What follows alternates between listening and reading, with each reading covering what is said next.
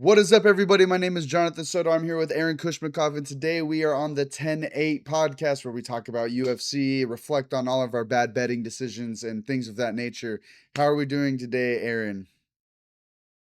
Excited for a banger card that the casuals probably don't know about, and it's going to be a lot of fun. I think it's going to be a lot of finishes. And first, for this, I mean, we got the new meta rankings as well. Some more fight announcements, like such as DDP and Usman, meaning that speculated July 18th main event did end up coming into fruition. A lot of people pissed over the meta rankings, especially me, because a lot of them just don't make sense, but we'll get to that later. And on top of that, UFC 329 is in 2 weeks. We get to see the return of Conor McGregor. So that's going to be fun to talk about. But for now, let's get to the rankings here. But before that, make sure you guys comment, like, share, and subscribe right down below. Hit that post notifications, hit that bell down below so every time we post, you get a notification, so you get first access to it. And besides that, let's get right to it, baby. Boom. Alrighty, first off, we have Tahir Abdullayev versus Jefferson Nascimento. All Uh, right. let me see. Tahir Abdullayev, also known as Tank, the big guy. Pretty big guy. 21-3, has professional experience. The number one pro welterweight out of the Caucasus. So now you're getting the welterweight out of the Caucasus. Making his UFC debut. In his career, he has 9 wins by knockout, 7 wins by submission. And he's fought in leagues such as the UAE Warriors, Fight Nights Global, OFG, and MMA Series. This is his UFC debut. Overall, he's been fighting since 2015. Has just been very experienced, been very active. He's a big guy who does get a lot of finishes, which is something very good, especially for these prospects. And his opponent, Nascimento, fights out of RFT, which is, I believe, a Portuguese team, a Brazilian team. He's the number 4 pro lightweight out of Brazil Southeast. 6-0 in LFA, obviously a very litigious organization out there. They produce some of the better prospects, especially in the past few years.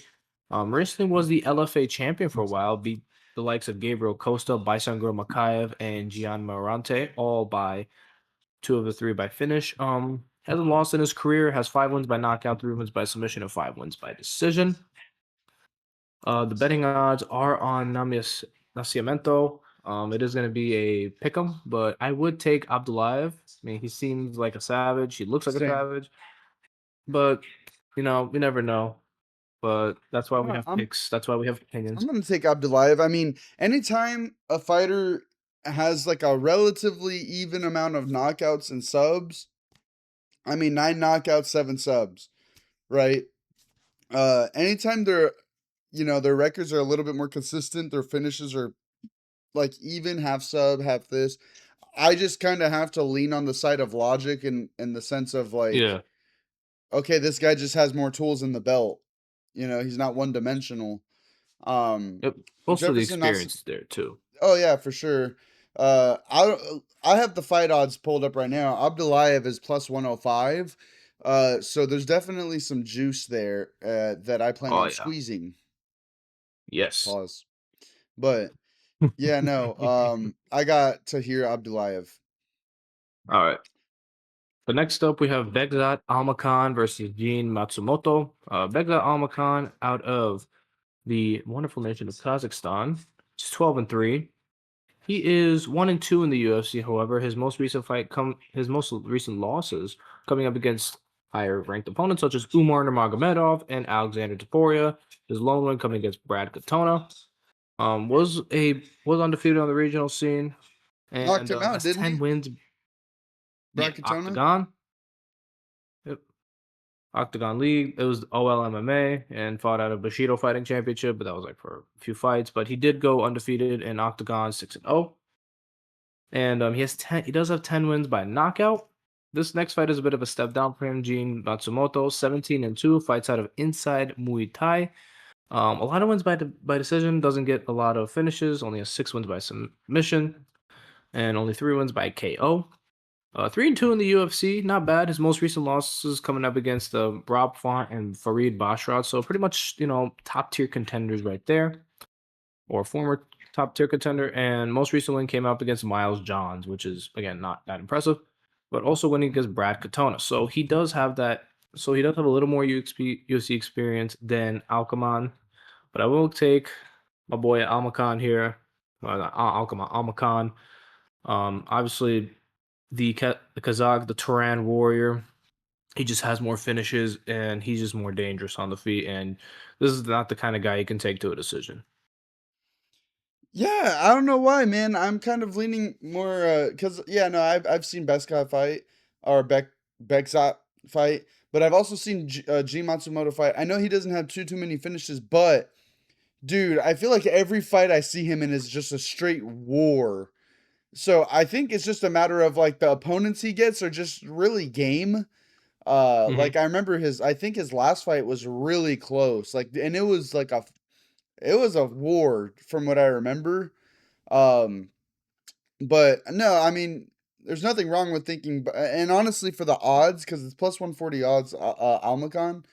Um, yeah, I think Almacan has a really good chance of winning, but I don't know, man. G Matsumoto, he's really really good, man. I really like watching him fight. It's never boring.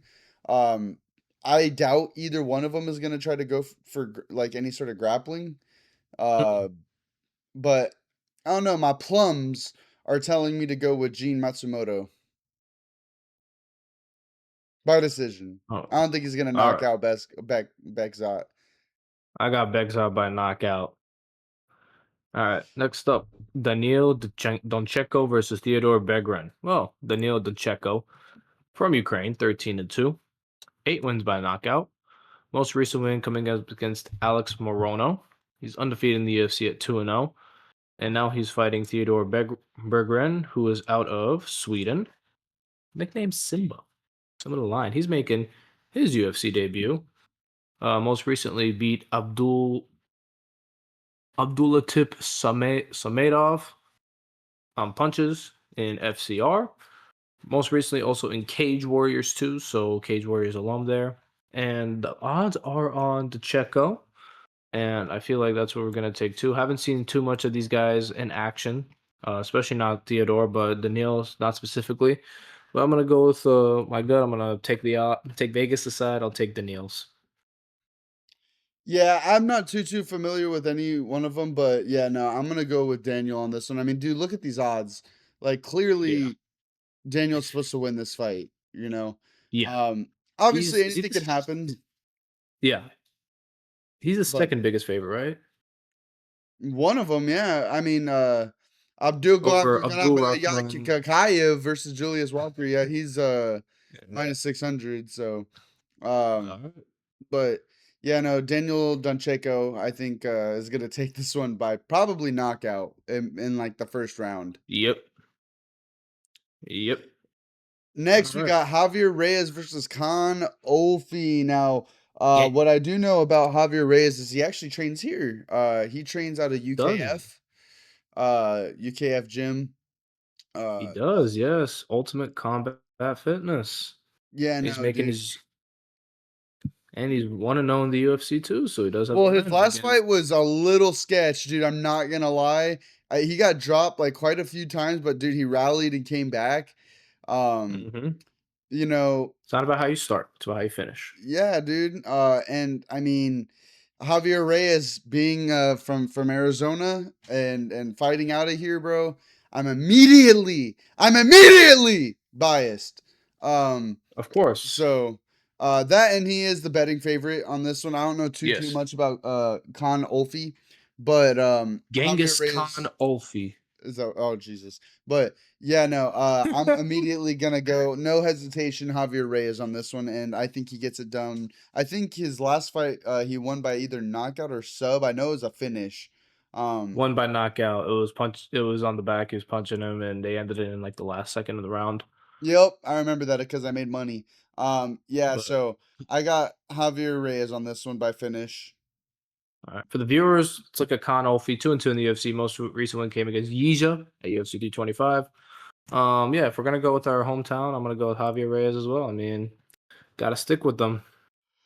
100%. Now we got Nursultan Ruzoboyev versus Andrei Polyev.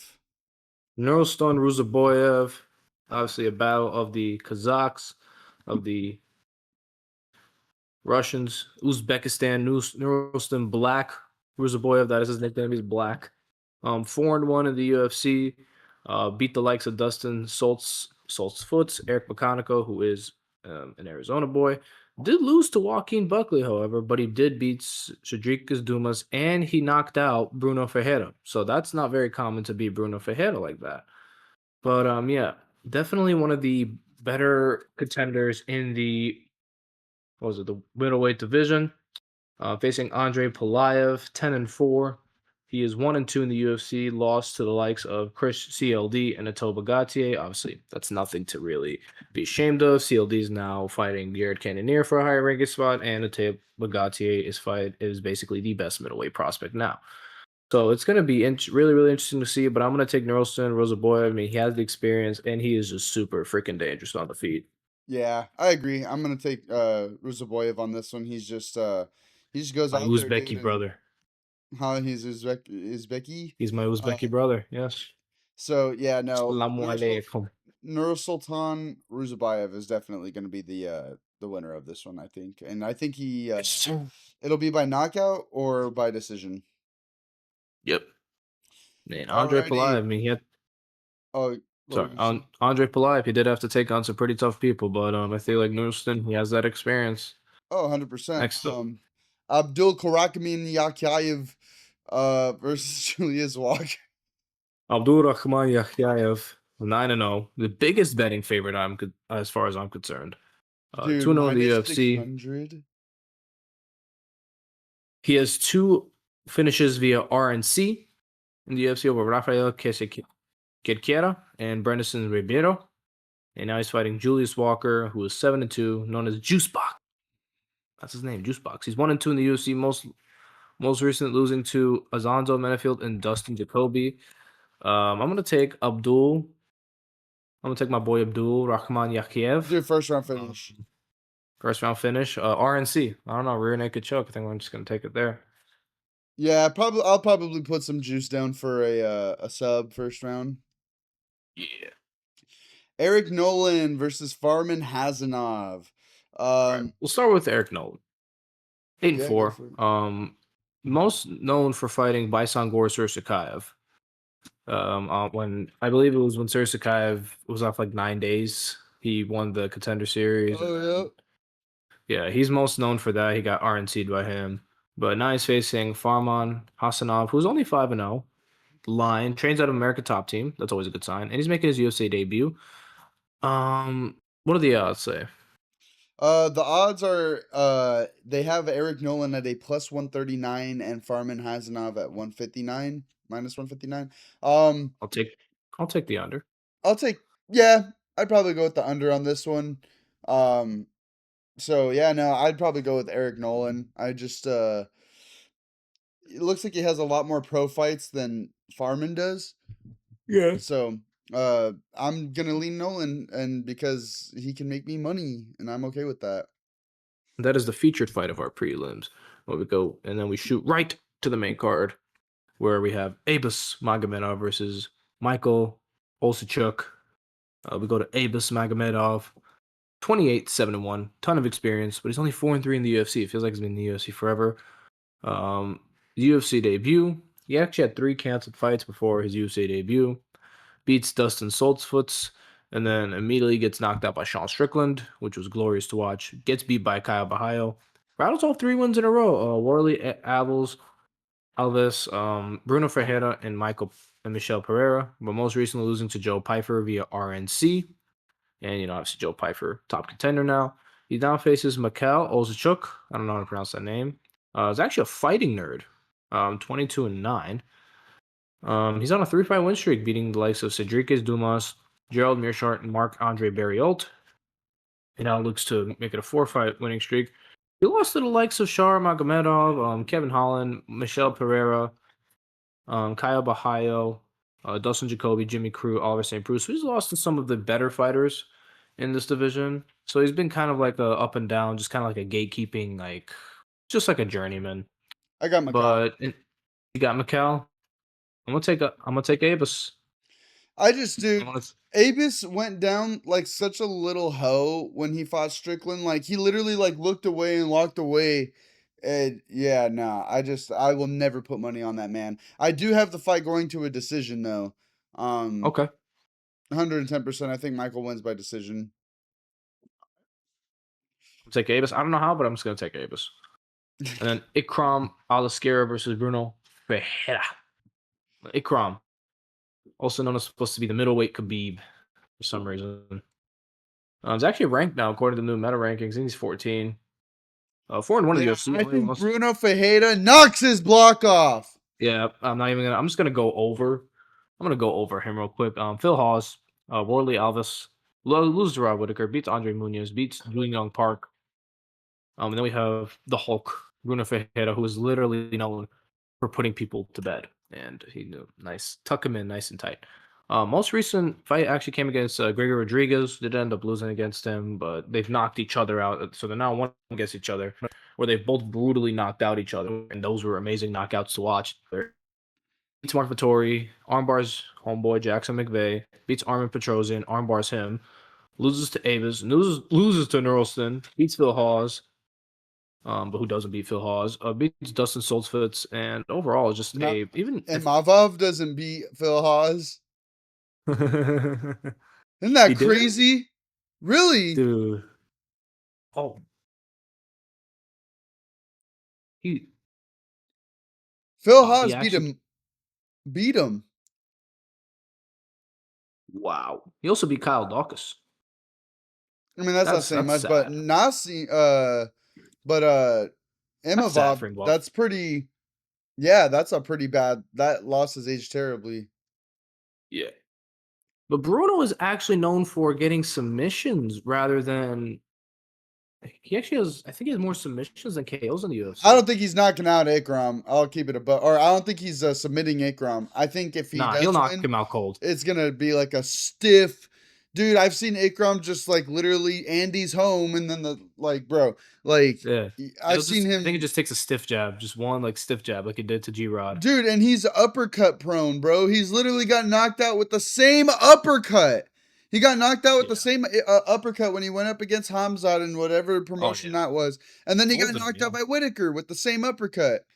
Like Yeah. a textbook. I mean, well, the head kick Those are set two it pretty up. good losses, though. Yeah, Those are two yeah, pretty good no losses. one's taking that from you. You know, no one's Yeah. taking that from you. Absolutely. I mean, getting knocked out though by Hamzat, that's kind of like Yeah. I mean, Huh. he's known for submitting guys, but I know Ikram's wrestling is really good. I mean, dude, I saw that war he had As with all the Dagestanis, yeah. yeah. But Bruno Um, Ferreira, I mean, he's got that jujitsu. I mean, he does have the submissions to account for, so it'll be pretty interesting. I think it's going to be fight of the night, in my opinion. Bruno, I got Bruno.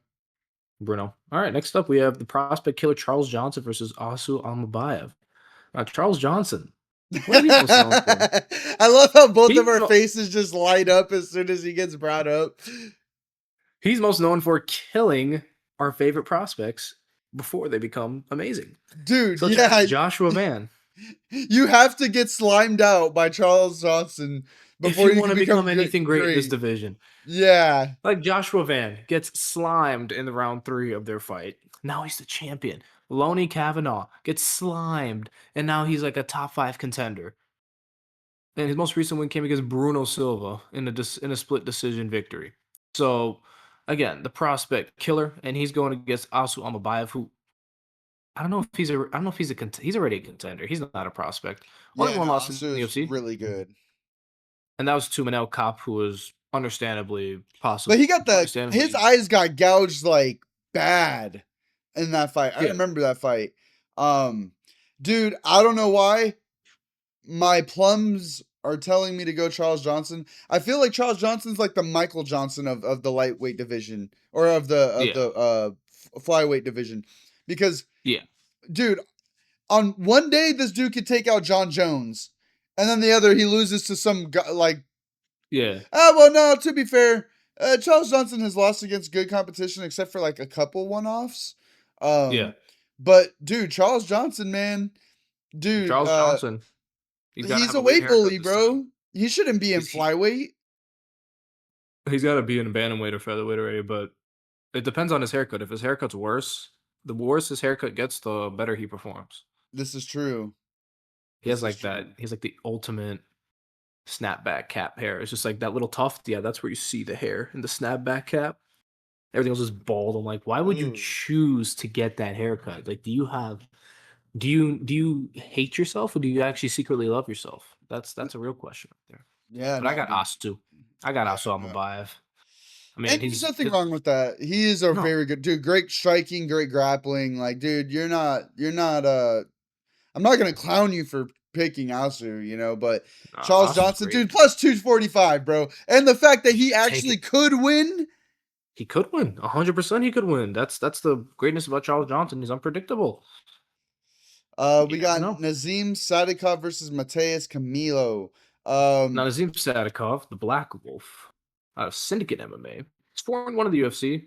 His most recent loss coming up against Faraz Ziam, that has not aged well, but has beat the likes of Terrence McKinney. He actually beat Terrence McKinney in round two. Terrence McKinney's fights, one of them actually went over a round, which is I kind know, of right? crazy. But no, he's 4-1 of the UFC. All of his wins have come via stoppage, and all of his losses have come via stoppage. But yeah, this guy knows how to get it done. Fighting Mateus Camilo, who is 1-1 in the UFC, fought the likes of Vyacheslav Borshev, and Gabe Green. I'm gonna take Nazim Sadikov here. I think he's got it. I mean, he's got the finishing prowess, and obviously he's in his hometown, the home country of Baku. And I gotta go with my guy. Gotta go with my gut. Nazim Sadikov. Yeah, dude. I'm gonna go with Nazim. I mean, I felt like this guy was like a really good up and comer, and then yeah, he got Yeah, slimed out by Fareem.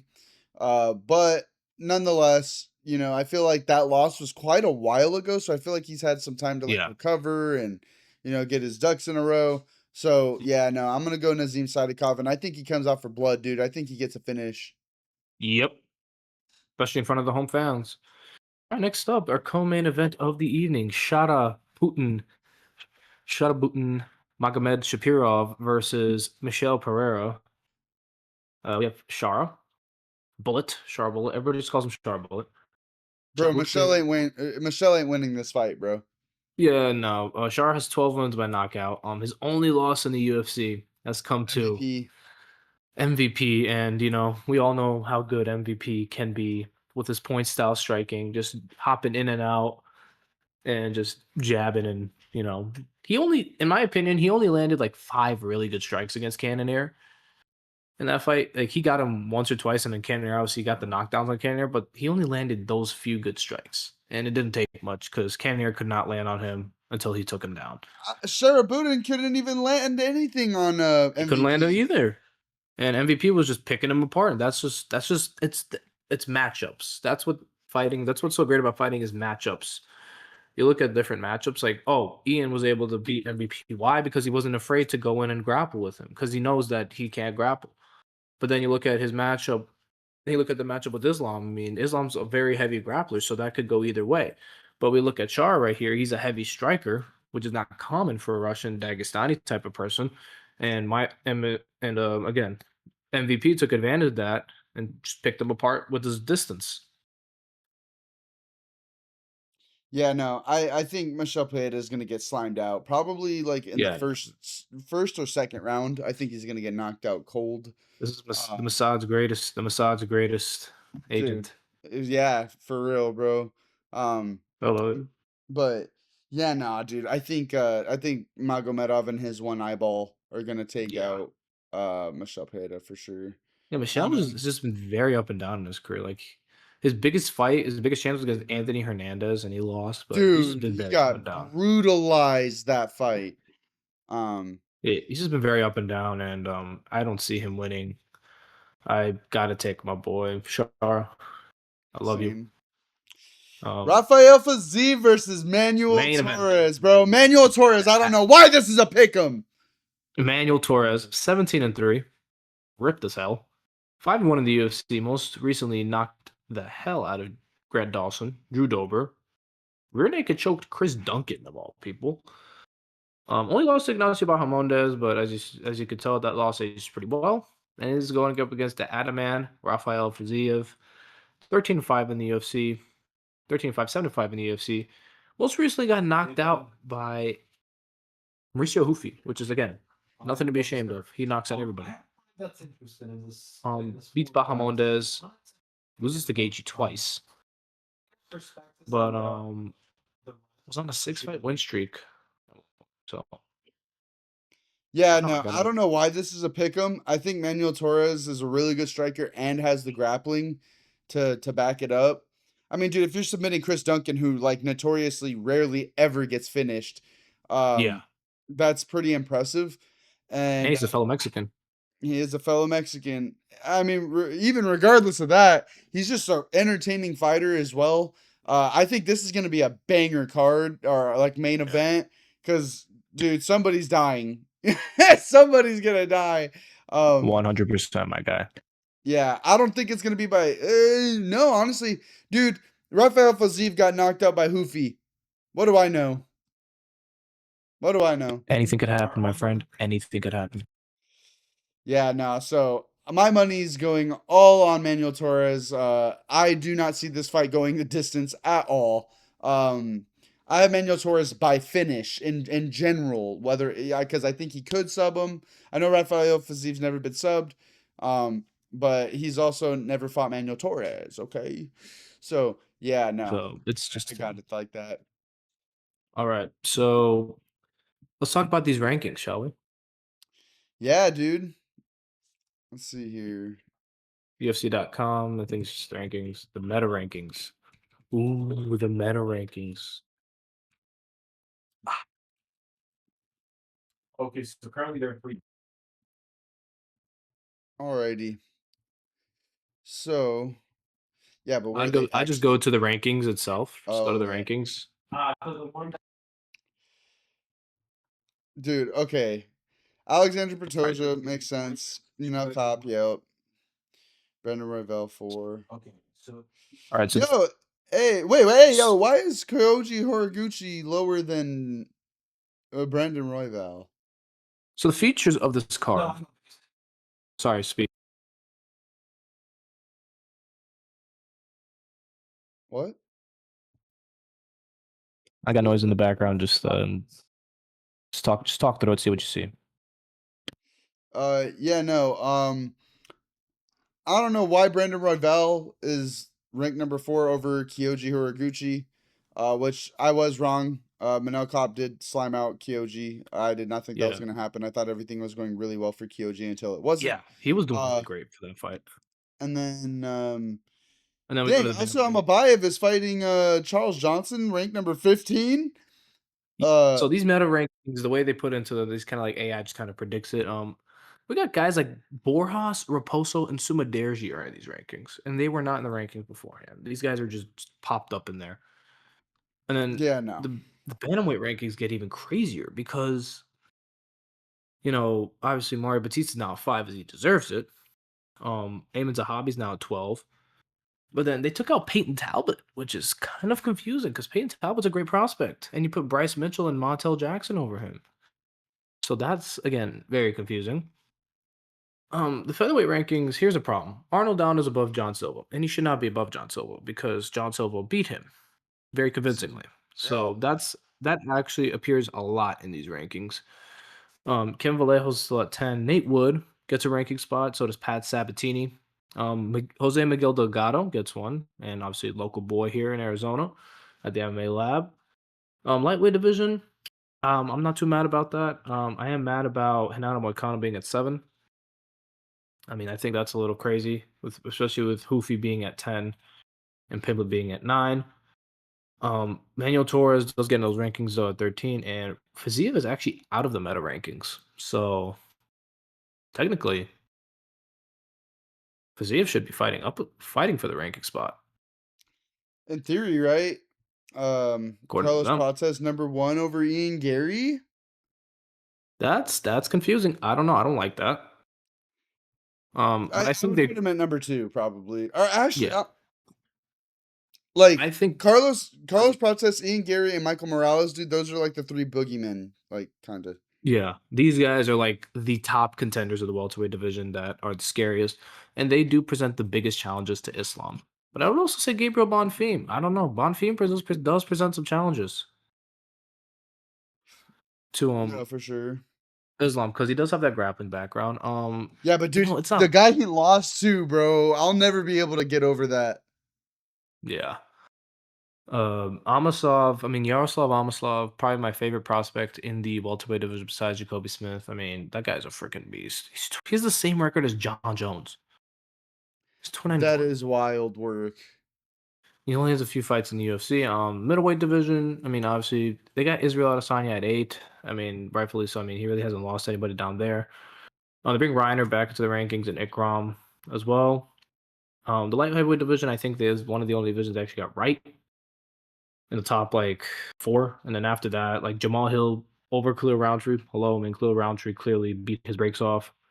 I got Dustin Jacoby and Navajo Sterling getting the rankings. I don't know why they're there, but they knocked out Jan all the way to 15, which is again this is AI doing it.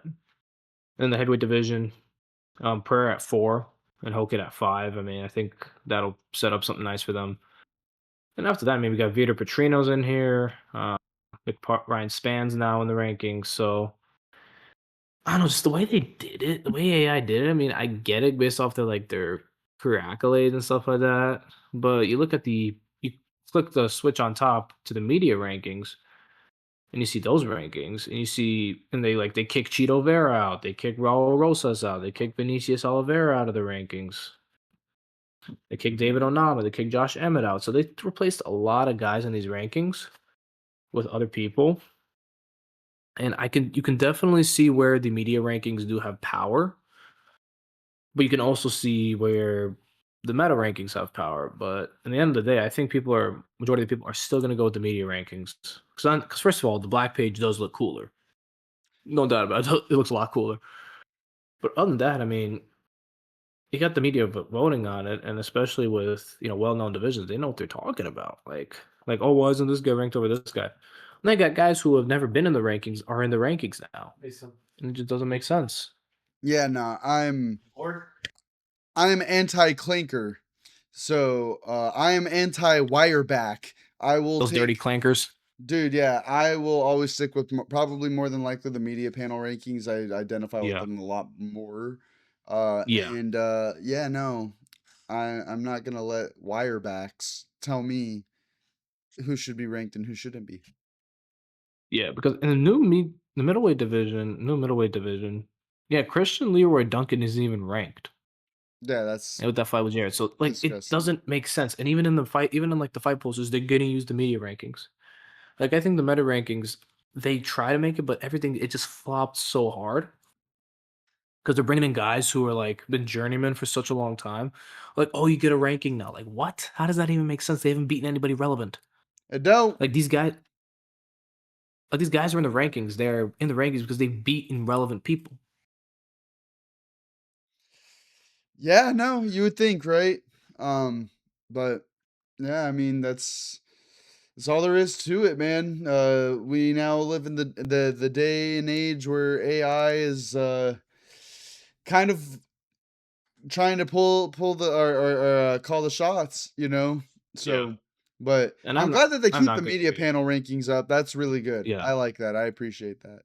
and I think I'm But gonna go with the media panel rankings when I'm referring to it. I mean, obviously Yair Rodriguez. I mean, obviously the obvious decision kicking Yair Rodriguez out of the rankings was far overdue.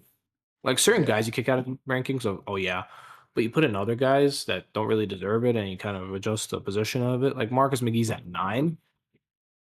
I don't think he's better than Bryce Mitchell. I don't think he's better than Charles Jourdain. agreed, agreed. Yeah, and it's also, in my opinion, the amount of fights that you have in the UFC. You got to have a certain amount of fights that you're fighting.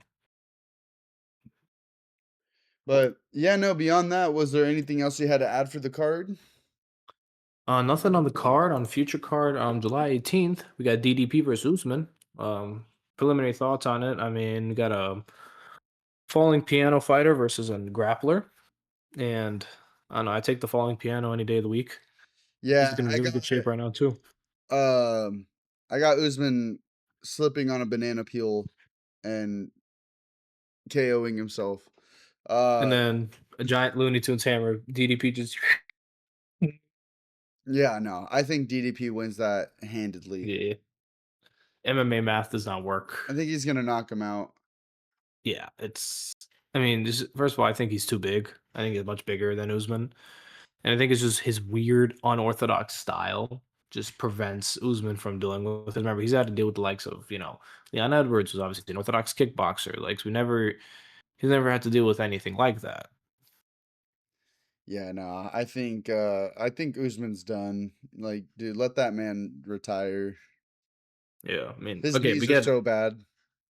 the win over Joaquin Buckley was impressive, but we know that Joaquin Buckley can't wrestle because we've seen it the past two fights. Just take him to the ground and he can't get up. Yeah, nah. Which was shocking to me because I really thought Joaquin Buckley had that one in the bag. I did not expect Usman to crouch sniff for 5 rounds. And nobody did. Everyone's like, "Oh, Usman's done. This is his like retirement fight." And they're like, "Nope, I'm gonna fight." Yep. But yeah, no, anything else, my homie? Um, no, nothing else. Just excited for 329. Excited for this card. I think this is a good and I think this is a good bridge between between July 4th weekend and 329 card International Fight Week. And just hype. I'm excited. Can't wait to see this card go down, especially Bruno Ferreira, the Hulk. Dude, no, absolutely same. But other than that, y'all, this was the 10-8 podcast. You guys have yourselves a great rest of your day. Make sure you like, comment, share, and subscribe so that we can stay in your feed and we can pop up. But other than that, you guys have yourselves a blessed rest Turn of those your day. post notifications on. Turn those post Yes, notifications on. turn them Click the on right bell. now, or Every time we post, you get a notification, so you have to watch it. You have no yeah, excuse but to watch it. turn them on right now. I don't know why I have this right here, but uh, turn them on right now. But other than that, Yeah. you guys have yourselves a great rest of your day and stay blessed. Peace.